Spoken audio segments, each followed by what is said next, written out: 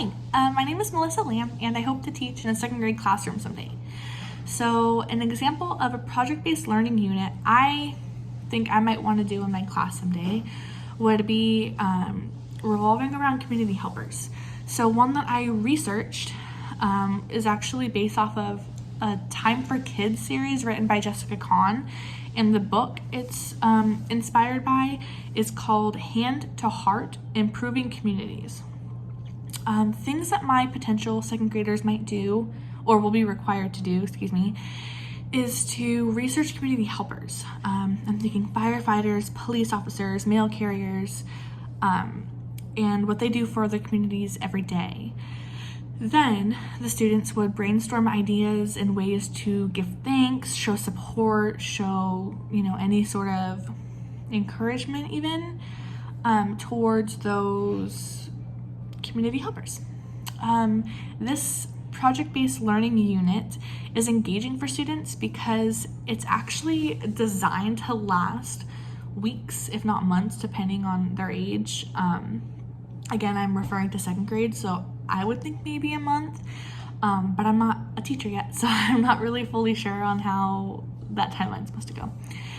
Regardless, again, because it's designed to last more than, a little bit of time, it actually gives the students a chance to assess themselves and assess each other as the days and weeks go on.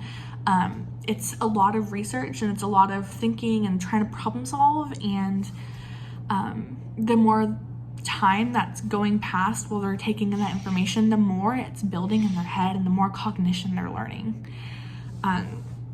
There are many parts to project-based learning, and while they pretty much just do one step at a time, they know what's expected of them and they know what's coming. So an engaging aspect would be kind of that like multitasking in the back of their head. Like I'm doing this one thing right now, but I know this is coming and I know this information isn't relevant to this step, but I know it might be relevant to that step, and kind of that constant like movement. Project-based learning is also challenging. Collaboration in general. I mean, in second grade, they probably don't have a lot of experience with that.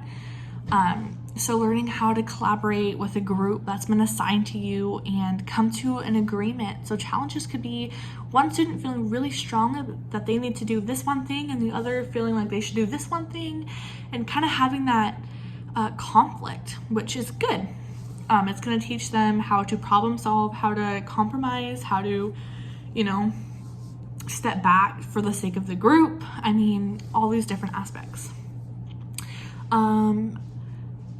Bloom's taxonomy levels are incorporated with project-based learning.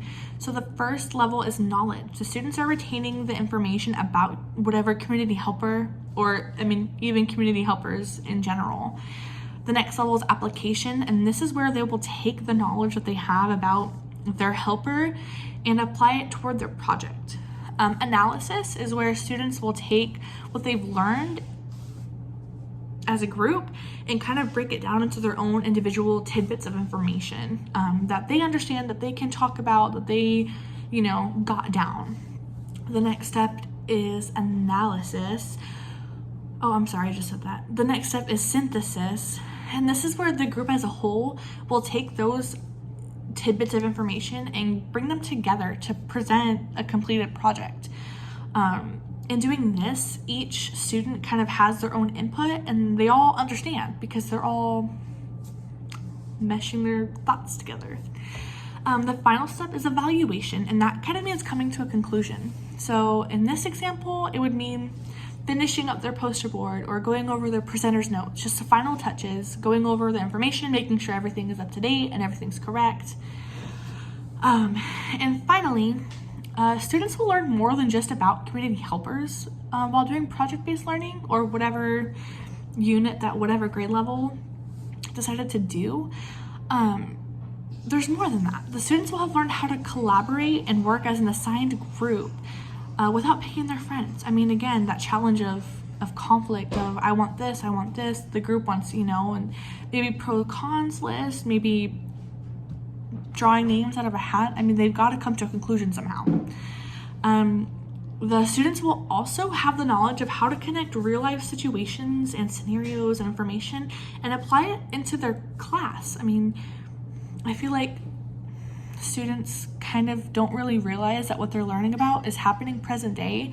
So being able to pick something that they know about or they like about or they're interested about and apply it to what they're learning will really broaden their horizon about kind of the relevancy to the information they're taking in.